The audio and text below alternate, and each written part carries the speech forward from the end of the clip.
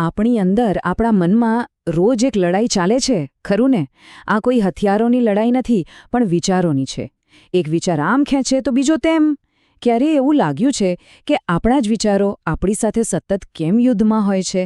ચાલો, આજના આ વિશ્લેષણમાં આપણે એ જ આંતરિક યુદ્ધના મૂળ સુધી પહોંચવાની કોશિશ કરીએ. આ એ જ સવાલ છે જે આપણને ઘણીવાર પરેશાન કરે છે. કોઈ મોટો નિર્ણય લેવાનો હોય કે પછી બસ એમ જ શાંતિથી બેઠા હોઈએ, મનમાં વિચારોની એક રેસ ચાલતી હોય છે. એક કહે છે કરી નાખ, બીજો કહે છે ના રહેવા દે. તો આ સંઘર્ષ આવે છે ક્યાંથી? ચાલો એને સમજવાનું શરૂ કરીએ. આખી વાતને એક નાનકડી વાર્તાથી સમજીએ તો બધું સાફ થઈ જશે. માની લો કે એક બાળક છે જેનો બર્થડે છે. એ આખો દિવસ પપ્પાની રાહ જુએ છે. પણ પપ્પા તો ભૂલી જ ગયા. બસ એ જ ક્ષણે બાળકના મનમાં એક ખાલીપો સર્જાય છે, એક અભાવ પેદા થાય છે. અને જો જેવો આ અભાવ આવ્યો, તરત જ વિચારોનું યુદ્ધ શરૂ. પેલાના પપ્પા કેટલા સારા છે, મારા પપ્પા આવા કેમ છે? બસ આપણા આંતરિક સંઘર્ષની શરૂઆત અહીંથી જ થાય છે. તો આ બધું આપણા મનમાં ચાલે છે કેવી રીતે? એનું એન્જિન શું છે? સ્ત્રોત પ્રમાણે આ આખી રમત બે મુખ્ય પાત્રોની છે. એક છે ભાવ, એટલે કે આપણી અંદરની ફિલિંગ, અને બીજો છે વિચાર. જો આપણે આ બંને વચ્ચેનો સંબંધ સમજી જઈએ તો સમજો કે આપણા આંતરિક જગતની ચાવી હાથમાં આવી ગઈ. આ સમજવું ખૂબ જ જરૂરી છે. વિચારો કંઈ હવામાંથી નથી આવતા. આપણું મન છે ને, એ એક જાસૂસ જેવું છે. એ સતત આપણી અંદરની ભાવની સ્થિતિને તપાસતું રહે છે. જેવો તેને કોઈ અભાવ, કોઈ કમી દેખાય, એ તરત જ એનાલિસિસ શરૂ કરી દે છે. અને આ એનાલિસિસ જ વિચાર બનીને આપણી સામે આવે છે. ચાલો આ ભાવ અને વિચારના જોડાણને એક બહુ જ દમદાર ઉદાહરણથી સમજીએ. કલ્પના કરો કે એક હોસ્પિટલમાં બે સ્ત્રીઓએ લગભગ એક જ સમયે બાળકોને જન્મ આપ્યો. એક નર્સ આવીને તેમાંથી એક માતાને એનું બાળક આપે છે. જે ક્ષણે માતા બાળકને હાથમાં લે છે, એના ભાવમાં પૂર્ણતા આવી જાય છે. આ મારું બાળક છે. બસ આ સંપૂર્ણ સ્વીકારની સ્થિતિ છે. અને જુઓ, જેવો ભાવ પૂર્ણ થયો, વિચારોમાં એકદમ સ્થિરતા આવી ગઈ. કોઈ સંઘર્ષ નહીં, કોઈ એનાલિસિસ નહીં, બસ એકદમ શાંતિ. પણ 3 દિવસ પછી વાર્તામાં એક જોરદાર ટ્વિસ્ટ આવે છે. નર્સ આવીને એક ચોંકાવનારી વાત કહે છે. ભૂલ થઈ ગઈ હતી, બાળકો બદલાઈ ગયા હતા. હવે વિચારો, એ માતાની અંદરની દુનિયામાં કેવો ભૂકંપ આવ્યો હશે? અને અહીં જ આખી વાતનો સાર છે.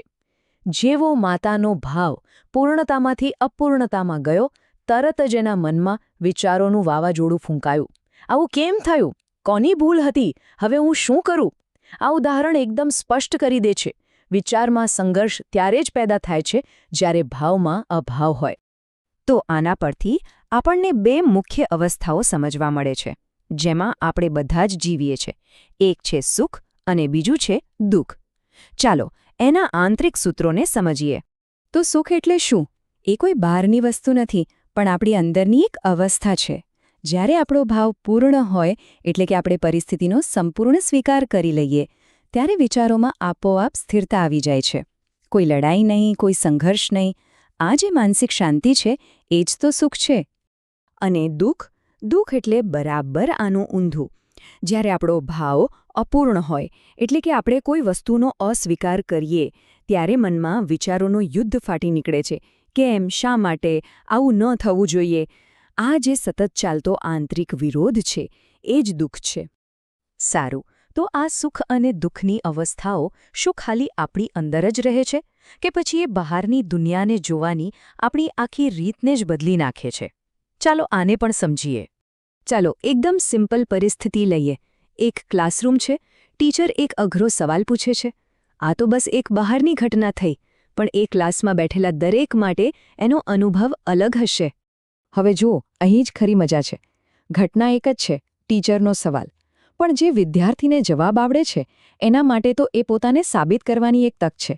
અને જેને જવાબ નથી આવડતો, એના માટે એ જ સવાલ એક સમસ્યા છે. આનો સીધો અર્થ એ થયો કે સમસ્યા બહારની ઘટનામાં નથી હોતી, પણ આપણી અંદર ઉકેલ ન હોવામાં હોય છે. તો પછી આનો રસ્તો શું? સુખ અને ઉકેલની સ્થિતિમાં કાયમ માટે કેવી રીતે રહેવાય? સ્ત્રોત આપણને એક અંતિમ ચાવી તરફ લઈ જાય છે, અને એ ચાવી છે સમજ.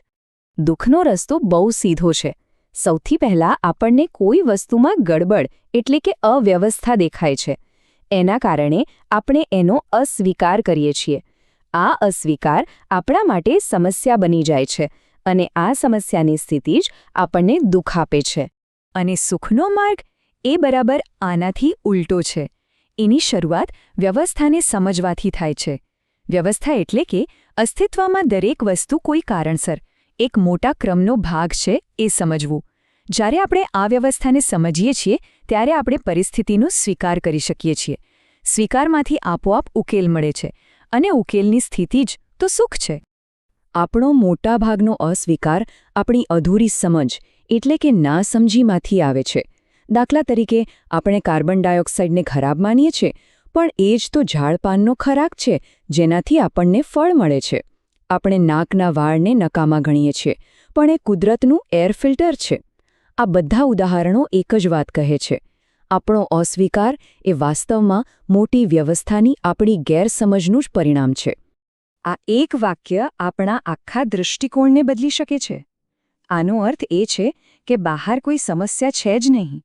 જ્યારે પણ આપણને કોઈ સમસ્યા દેખાય ત્યારે સમજવાનું કે એ માત્ર એક એલાર્મ છે જે કહી રહ્યું છે કે આપણી અંદર ઉકેલની એટલે કે સમજની ટાંકી ખાલી થઈ ગઈ છે. ધ્યાન બહારની સમસ્યા પર નહીં પણ અંદરની એ ટાંકી ભરવા પર આપવાનું છે. તો ચાલો અંતમાં આપણે સૌ પોતાની જાતને એક સવાલ પૂછીએ. આપણા જીવનમાં એવી કઈ વસ્તુઓ છે જેનો આપણે સતત અસ્વીકાર કરીએ છીએ? શું તે ખરેખર સમસ્યાઓ છે કે પછી એ માત્ર એક ઈશારો છે કે આપણે હજી અસ્તિત્વની મોટી વ્યવસ્થાને બરાબર સમજ્યા નથી? આના પર વિચાર કરજો.